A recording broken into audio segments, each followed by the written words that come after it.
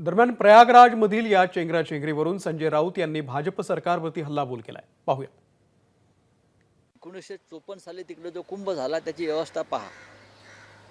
स्वतः देशाचे प्रधानमंत्री पंडित नेहरू यांनी व्यवस्था कशी आहे पाहण्यासाठी दौरा केला.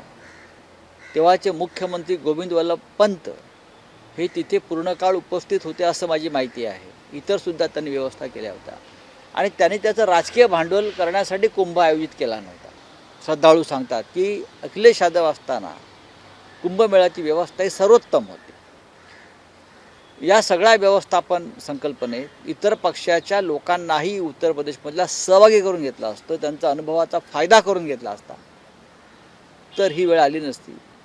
पण श्रेयवाद, आम्हीच हिंदुत्ववादी, कुंभ आम्हीच करू शकतो, हा श्रेयवाद जो आहे या श्रेयवादातून लोकांना प्राण गमवावे लागतात.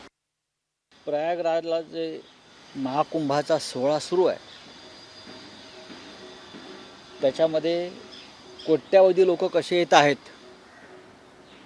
आणि त्या कोट्यावधी लोकांची आम्ही कशी व्यवस्था केलेली आहे, अशा प्रकारचं ज्याला मार्केटिंग म्हणतो, राजकीय मार्केटिंग गेल्या काही काळापासून भाजपा आणि उत्तर प्रदेश सरकार करत होते. त्यात चुकीचं काही नाही. पण कुंभ हा मार्केटिंगचा विषय नाही. चेंगराचेंगरी झाली, माणसं तुडवली गेली. स्वतः गृहमंत्री तिथे येऊन स्नान करून गेले.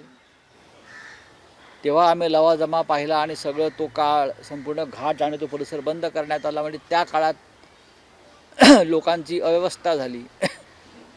जेव्हा जेव्हा असे VIP जात आहेत त्या वेळेला साधारण एक दिवस किंवा त्यापेक्षा जास्त काळ तो घाट आणि तो परिसर हा बंद केला जातो सामान्य श्रद्धाळूंसाठी. त्याचाही हा परिणाम असतो.